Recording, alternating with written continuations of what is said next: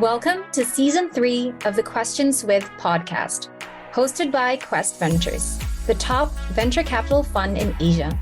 I am your host, April Vano, and through this season, I aim to uncover inspiring stories of notable entrepreneurs across Asia who have incorporated ESG values and achieving impact into their business model. Follow me on a journey of discovery as I speak to accomplished entrepreneurs from various sectors, ranging from fashion to finance. I'm sure we have all heard the saying, it takes a village to raise a child. But how many of us are familiar with the idea that it takes a community to care for seniors? By 2030, 1 in 4 in Singapore will be over the age of 65, making caregiving for the seniors at home more commonplace over time. However, as the working population in Singapore struggles with a hectic working life, caregiving becomes an even greater difficulty for many. On this episode, we have the honor to speak to Greg Tan, the founder of SG Assist, a company focused on building a sustainable ecosystem to tackle the difficulty of caregiving head-on. Founded in 2018, SG Assist has since served over 3,000 individuals in the community through their Kampong Heroes mobile application and Care Connect service. Leveraging mobile technology and call center services, SG Assist binds and empowers a network of community caregivers to provide on-demand, real-time, physical assistance or telecare to anyone seeking help. Today, I hope to uncover the secret behind their success, and of course, how balancing social impact and growth was a winning formula for SG Assist. We're happy to welcome Greg. Welcome to the Questions With podcast. Can you introduce yourself? Hey, thank you, April, for that quick introduction about us. So my name is Greg, like you have heard. I'm one of the co-founders for SG Assist, together with my team, Adrian, Ramil, Kevin, and so on. So we all have a common story to tell, and that's about caregiving, because every one of us are caring for someone right now. And we're able to empathize and understand what caregivers go through, the frustration we go through. And therefore, I think this is where we have positioned ourselves to be in such a difficult position, but trying to helm such a space, because we think that's a gap that we need to fill in the society and the community itself. Right, time back to you. Wonderful. And I'm really looking forward to these conversations we're going to have today. And, before we get on to a few questions about what you do, I wanted to also give our listeners here a little bit of background. As you mentioned, of course, there is, you and your co-founders coming together for this project and really addressing this social need. But I see that you have an extensive experience in engineering, operations, and project management before founding SG Assist. So these are quite, vast fields, and maybe a little bit off social entrepreneurship or technology and even healthcare, right? So maybe you can let us know a little bit more about what spurred you to become a social entrepreneur and actually head on into this healthcare venture. Well, that's right, April. It's quite a change, and I've got this question all the time. What am I doing in this space like this with such a background as well?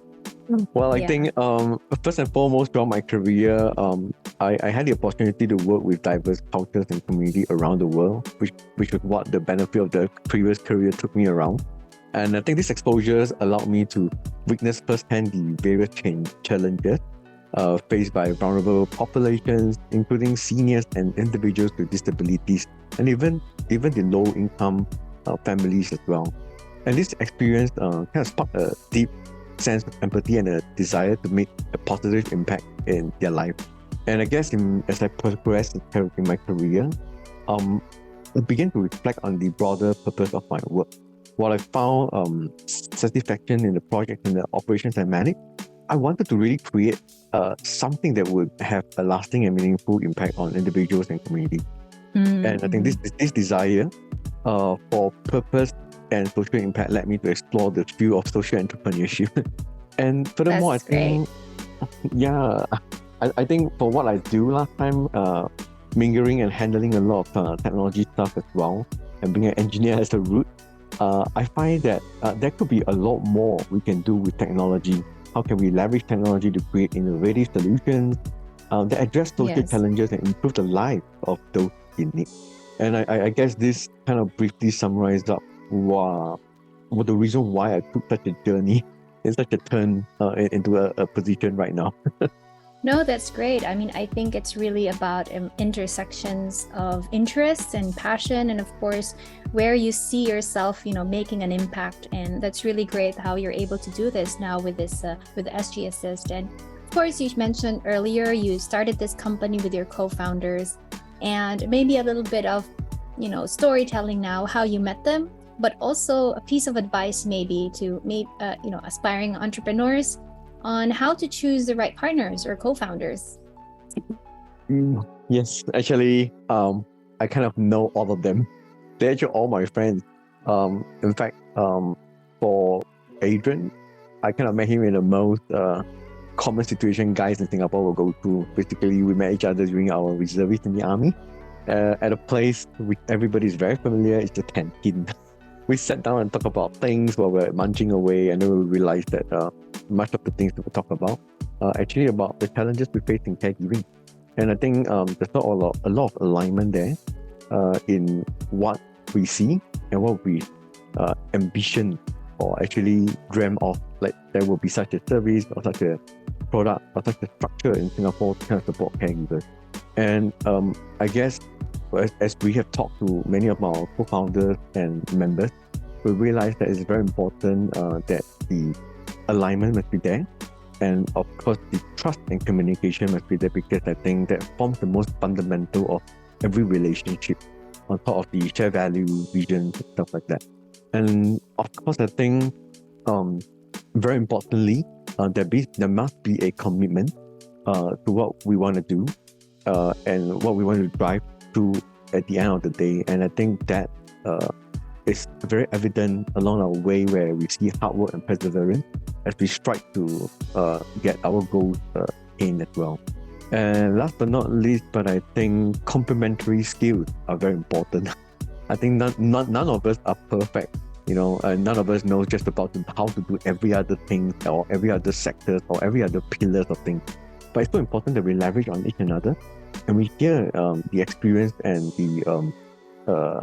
the challenges that each have overcome. And those experiences are what help us now when we talk as a team and resolve such resolutions together. I think that helps us a lot in crafting our strategy and pathway forward. So I guess you can say it's very important that finding the right business partner is almost as significant as the impact of the success of this venture that one would want to take going forward. Because I think with that strong partnership form, that will bring a lot of invaluable support with diverse perspectives and shared motivation in order to put out these different stages of the whole success itself. Thank you for those insights. I mean, picking up from what you said, it's really a whole team effort. And especially that you have a big mission, not just a business per se. This is a social enterprise that is trying to solve a problem together. So as you said, alignment and commitment is really important. Working together and communicating well. And of course, complementing one another's strengths and helping each other, address the challenges along the way. Which brings me to my next question, right? As an entrepreneur, it's always a mix of ups and downs, and there are a lot of things that you enjoy, but there are also some things you don't enjoy so much. So maybe you can share a bit of those so far in your experience. Wow, that's so hard to choose. There's so many things that I enjoy and don't enjoy as well. Well, just a few, just to share. Sure. I think the most enjoyable part of being an entrepreneur, or maybe a social entrepreneur, is to actually bring my vision to life and making a very meaningful impact. Because I think being able to witness the positive change that we have envisioned to bring to the life of people, it's just incredibly fulfilling itself. And I guess that sense of achievement that comes with building a successful venture is definitely rewarding. However, on the other end, what could possibly be least enjoyable would actually be the uncertainties that we face every day, because there's just so many things that you couldn't think of comprehensively, but there will always be something that pops up that will spoil the soup or make it harder for you. But all these uncertainties and numerous challenges, I guess they're part of the package. It comes together and it really drives the team to be on the same side as we try to navigate through the setbacks and failures that we see. And there were moments where we had doubt, and then we have financial constraints, resources, and the long working hours stuck in the office as well. But I think in the end of the day, when we all look back, even if it's least enjoyable, right? But this forms the memories of what this venture or startup is about. Because in the end of the day, I think it's the passion that we're driving for. Yes, indeed. And you're on this journey together. And as you said, it's really something about, balancing that, but really just expecting the unexpected as any entrepreneur would have to face. So, it seems like you have a great team with you, and you're really moving forward and moving along towards your vision and, addressing the need really. So I really hope that maybe you could share a little bit more about SG Assist and tell us how or what inspired you for creating the Kampong Heroes and Care Connect. So at SGSTs, we all like to eat, but definitely we all are dedicated to support seniors, persons with disabilities, and caregivers by providing this community-based service that meets their needs. So our volunteers are actually the heart of what we do, and we're very proud to have a pool of over 6,000 passionate volunteers across the whole island who love to provide ad hoc assistance to caregivers, and they support the various social service agencies and also the active aging centers around Singapore too. And in that essence, we also offer Care Connect as a personalized care connected service that empowers caregivers with timely and affordable assistance for their loved ones at home. And at the same time, we leverage into drone technologies such as panic buttons, fall detectors, by working with partners who invent those, and then we provide the home monitoring element and the tele support from there. And in that way, we ensure seniors to be able to age in place comfortably, while the caregivers can be at ease knowing that their loved ones are in good hands and they don't have to resort to quitting their job and further escalating to the part where they may end up being in poverty because they have, kind of jeopardized their career halfway through as well. But we understand the caregiving can be a challenging journey, and we want to make it easier for caregivers to find the right source of assistance. And that's why we have launched the first caregiver resource center in Khatib as the touch point that supports caregivers in their caregiving journey. And our aim is to equip them with hands-on experience on how technology can help them support their loved ones, and for them to understand and increase their own knowledge capacity by going through some of these courses and whatnot, that the caregivers who are the volunteers in the area, they themselves co-created this together with us, telling us what they will want to see and would like to learn, and that's where we bring in resources to support them. So actually, we believe a lot in the power of collaboration and to invite individuals and organizations to join us on our mission, because together we can improve the lives of caregivers and those under their care, and thereby creating a more compassionate and inclusive society for all. Yeah, indeed. That's really filling the gap, right? And it's really important to have some tools and resources provided to these people. And, I wanted to kind of put, one at a time, right? You have the Kampong Heroes and then the Care Connect. So, as an entrepreneur, you were brainstorming these ideas. How did that come to be? What were the challenges in that whole process, going up to prototyping and finally kicking off and actually creating the platform you wanted to create? So for Kampong Heroes, I think in the journey of developing Kampong Hero app, it started very quickly, I think, where we just thought, how can we connect the communities together so we can bring up the most important resource, which is the community itself, to be supporting each other instead of relying on institutions or agencies to kind of step up to help us, because we think that we ourselves will be able to help each other. It's just that we are not connected in that fashion. So in that brainstorming and conceptualizing phase, I think we talk to a lot of caregivers, a lot of seniors. We conduct research in order to understand how can we better connect people together based on their needs. I think in that journey, it wasn't just about everything successful. We had failures as well, where we talk to people and people be like, why do I need to find someone to help me through a mobile app. They'll be like, they can actually connect up with their own friends and relatives. But then when we share with them that, hey, actually there's a larger community out there that can also be assisting them while they are not available or occupied in other circumstances, this is where they start to understand and start sharing with us a lot more as well. And in that instance, we created low fidelity prototypes, and when we conduct user testing to gather feedback with various communities down on the ground. And then we then do continuous refinement, because I think it's an iteration process where we finally be able to create a user-friendly and intuitive app that can help caregivers and volunteers. So in that sense, it brings us to the stage where how do we further then encourage adoption and user engagement? I think on that sense, it just happened that we launched our app 1 month before the COVID lockdown. Yes. Oh, wow. Yeah. And a lot of people were saying, hey, now they're unable to get help from their loved ones because of course they're not supposed to go out, right? And then seniors were told to, you need to really stay home because you're more prone to such a virus and stuff like that. And that's where heartwarming stories start to form, where more and more individuals who step up to help on the app has managed to connect with the seniors in their own communities, and even the same block itself, just to go down and help them do simple things like buying food, groceries, and that now after COVID, it has even evolved to other simple tasks like going out with them to celebrate their birthdays and stuff. That is really encouraging.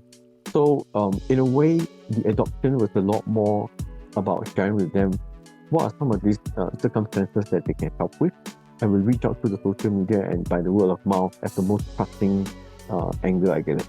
And I think, nevertheless, we still continue to do our improvement. We continue to hear from many of the users and volunteers, like what suggestions they may have, because now that they are part of this, right, they are part of the owner as well, right? They tell us what they think they would love to see as a better improvement, and then we try our best to do from there.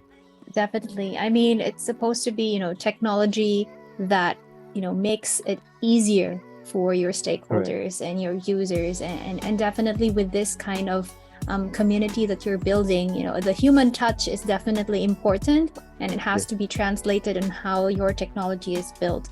And, as you mentioned, right, there's the adoption challenge, but also really the communication or the community that you're building with your users and everyone in both, right? In both applications. But I'm sure, like in this journey of, I guess, changing the way things are being done, I'm sure there have been some, either naysayers as well as supporters of this idea. And perhaps, how has this been like in your journey, and how did you, I guess, face or tackle these people that may not have had the same thought of, what you wanted to do? Well, I guess we've always taken it in a very positive light. We always believe that everyone that comes to us with any kind of feedback, they always represent a certain percentage of the demographic out there as well. So we take all their feedback very seriously. In fact, we try to look in an angle of how is this such a constructive feedback to us, because I think nevertheless there are concerns and ways that criticism that they would like to say, but actually one of the baseline is to try to tell us, like, how could we improve so that we met their standards in terms of helping people as well. So I guess it's just putting away those emotions and really hearing the message that they're trying to tell us. And that's what something we believe a lot in, which is active listening, right? You want to really listen to what's the real story behind and the message behind. And I guess that's the part of it. And importantly, we need to continuously ask ourselves, like, why are we on the mission like this? Why do we aim to serve the people that we want to serve? And how do we then maintain that determination and passion to overcome such situation? Because sometimes, no doubt, I will tell you that we will try to listen to the best that we can, but we have bad days too, right? So sometimes we may not absorb it in the best way as well. But then how do we then look at it later when we have calmed ourselves down to look into it like, hey, yeah, that makes a lot of sense. Like, we didn't think about that then, and so how can we take constructive actions towards those feedback too? Yeah, that's very important. And pointing that out is really a way of you to learn and adapt. And of course, a no doesn't necessarily have to be a bad thing, right? A form of feedback is also something that you can use for improvement. But it's nice how you pointed out how you're also, dealing with this and taking at it or looking at it at a more positive note, and maybe also seeking out other feedback and other advice from mentors and supporters. I wanted to ask you, as an entrepreneur yourself and in your journey, how important do you think is it to have these mentors around you as you shape your business? Okay, so to us, we felt like mentors and supporters, they're very important. Why do I say that? So just like how we look at ourselves as a team, we think that every one of us has different background, skill sets, and experience that we have come through in our life. And so it's very important how the mentors and supporters play a vital role in our journey, because they can be helping us to, create that profound impact that we never have seen it in our own ways. And from there, I think they're able to bring us valuable knowledge as well as advice and insight, because some of these things they have already navigated it themselves, and that helps us to not learn it from the scratch and able to accelerate our own business growth by making very well informed decisions. There are also the part where every one of us have our own network. Sometimes it's really about connecting to the right people who could then open doors, opportunities, or even collaborations which are very essential for business growth itself. And so, having said that, I think it's also important that we often get hold accountable by our mentor, to remain focused and be disciplined on the goals that we have set for ourselves. Of course. Because how ambitious you can get sometimes, trying to think that you can do more out there, but sometimes you also have to know that, hey, I need to stay on track for what I need to do so that I can create the impact I need, and maybe later with more resources we can do more from there, right? Yeah, so they are basically a very good sounding board in challenging our ideas and our critical thinking and reflection as well. I guess the last That's point. true. Go ahead. Yeah, the last point I can point out is I think I also personally like to thank all the mentors and supporters who come by our way, because they not only help us with those, they essentially foster our personal and professional growth for ourselves, because there are many times we are in a comfort zone that we didn't know we are at one. Then how they tell you, like, then you think about, oh my god, I should be trying something different from there. And in the process, we embrace and we learn, develop new skills. And all these don't come easy, because if our mentors and supporters haven't show us that light, it wouldn't be possible for us to, take one step back and look at the bigger picture. Like, hey, what have I missed that I'm so engrossed in as well? Yeah. Oh, thank you, Greg, for elaborating on that. And that's definitely, helpful insights as well, to really make sure that you open yourself up as, to insights, perspectives, and, that open conversation, right, with people that may have another background or a different background, or someone with more experience. And all in all, that helps you become a better entrepreneur, right? Or better at the job that you are doing. So, I guess also with, on top of the things you already mentioned, from having a good team behind you, and of course, having people around you and supporting you, maybe there's something that you could consider as an important factor, right? That also contributed to your success. And why do you think so? I guess the very important factor is to remain open-minded, because I think if one were to become closed-minded or narrow-minded in that sense, where you think that you have just about learned everything and know every way how to handle things, I think that just literally stops one from absorbing or even hearing views that one may have not seen, because we often don't have the ability to see everything that we think that we could be coming our way. But if we were to keep an open mind, not only will we improve ourselves, I think in the process of doing a startup like this, we've managed to learn a lot more from many people and learn of how they success and how they fail in the different ways. And I think those help us a lot in accelerating our learning and to put us where we are today. So I think I cannot say much, but I really think open-minded is the key factor for many people, including myself.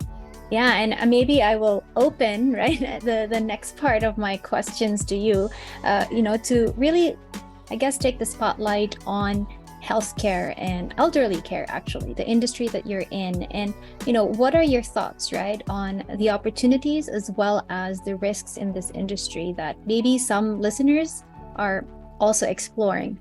In this sector right now, be it healthcare or community health, I think there are still many ways to collaborate, because I think almost everyone is still kind of operating in a space of their own, or some social context that they may have.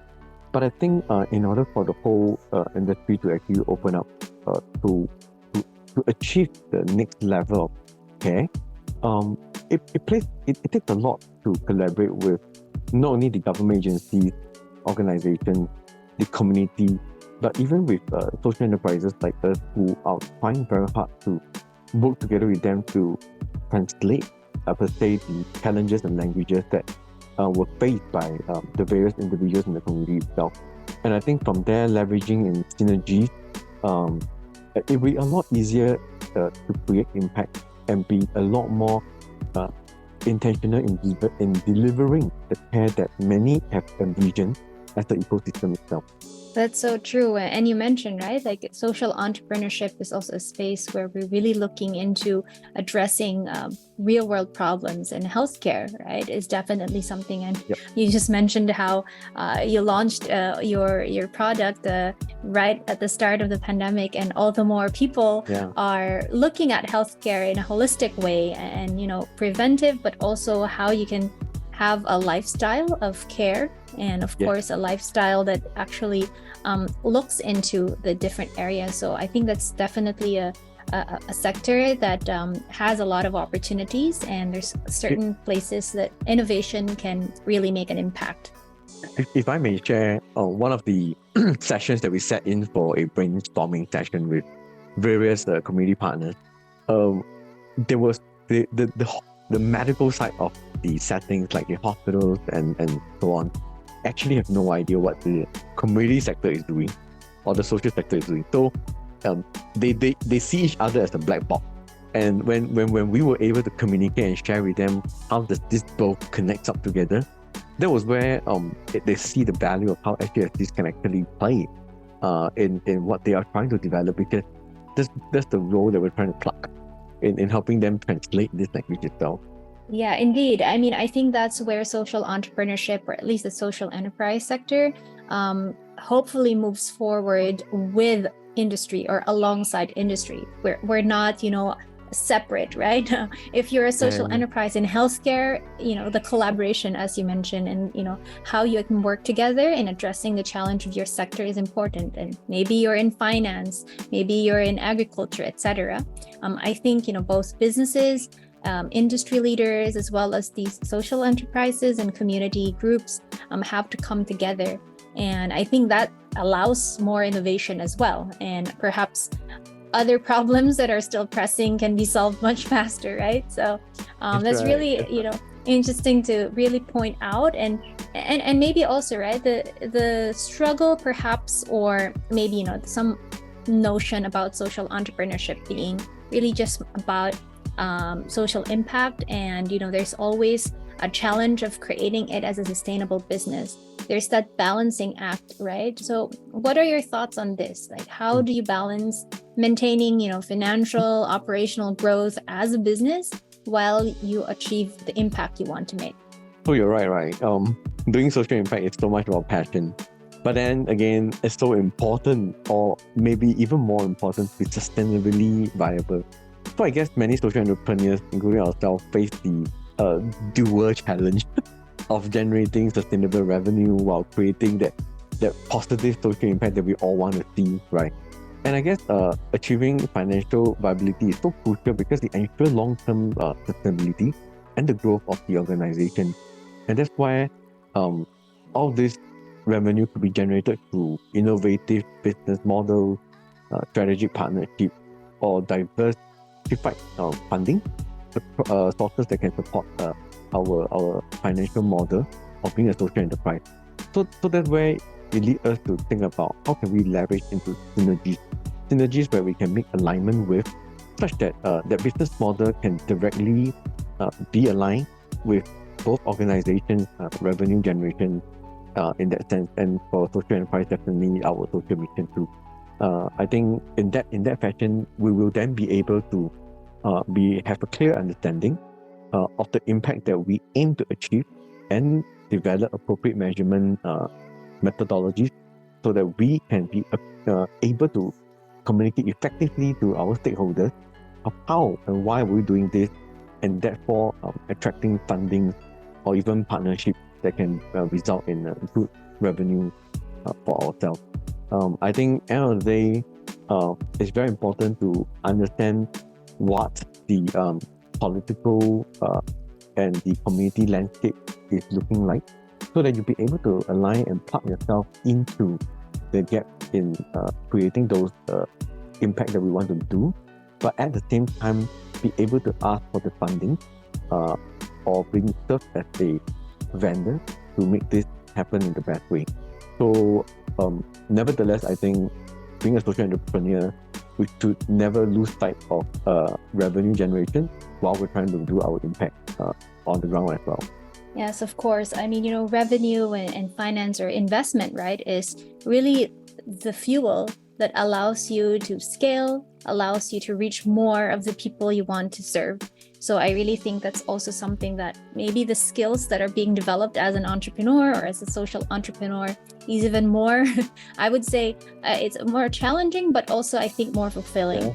And maybe, I'd like to take this opportunity, right, to ask also your insight, or maybe a message you can say to some of the listeners, especially with your unique background, being an engineer yourself and taking a look at this problem and putting head on and becoming an entrepreneur, right? So, maybe a few words of encouragement for aspiring social entrepreneurs that might be listening in.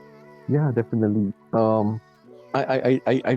I mean, I've not on this journey for a very long time, about 4.5 years right now, almost 5. But I think it's very important to clearly define your social mission and purpose, and also understand the very specific problem that one will want to address, and hence the impact that one wants to make.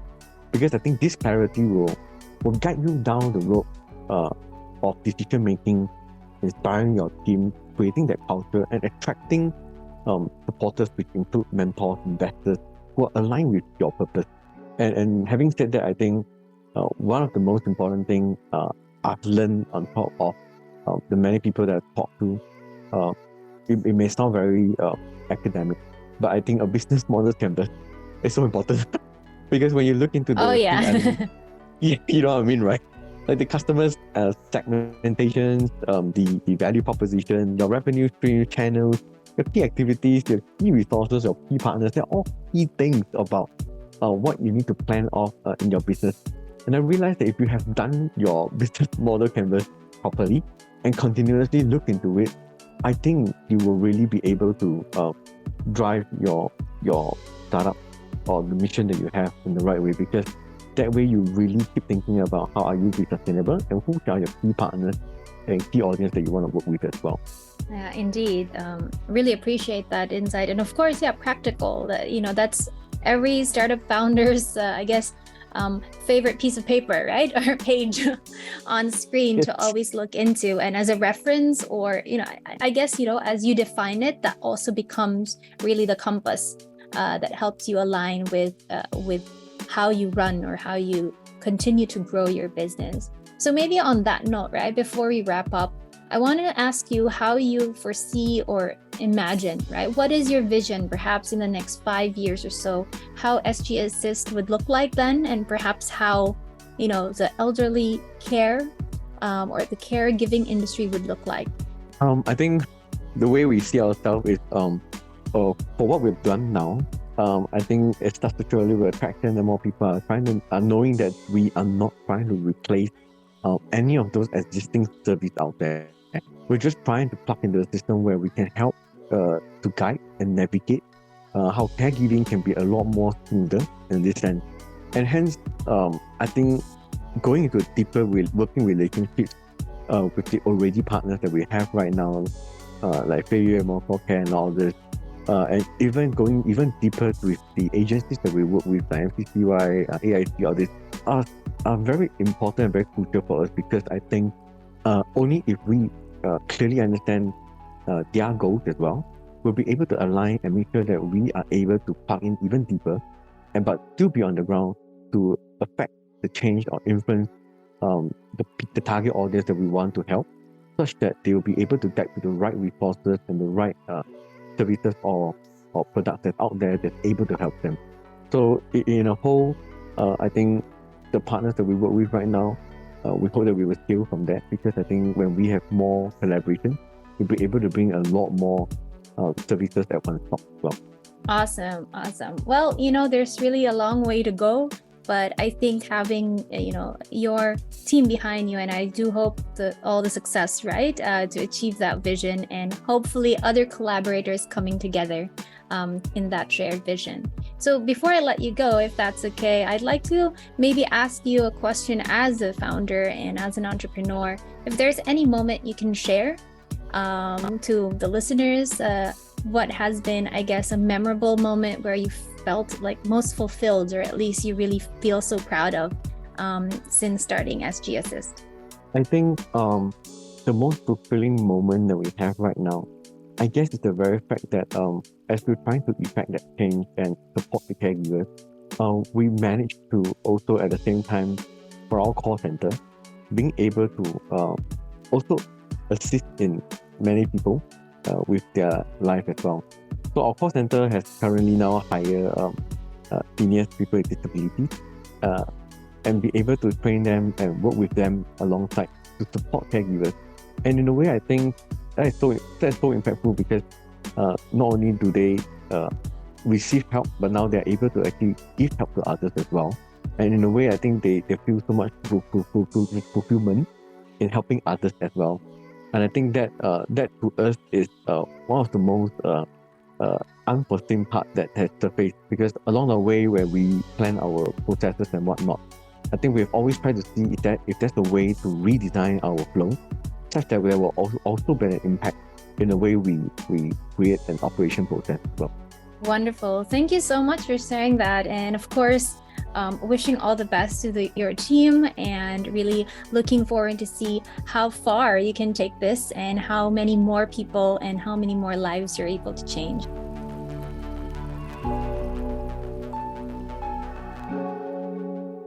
Thank you again so much for joining us. Thank you to those tuning in to this episodes of Questions with SG Assist. We're featuring the company's co-founder, Greg Tan. So for more episodes like this, be sure to hit the follow button on whichever platform you're listening from. Thank you again. I am your host, April Ong Vano. Till next time.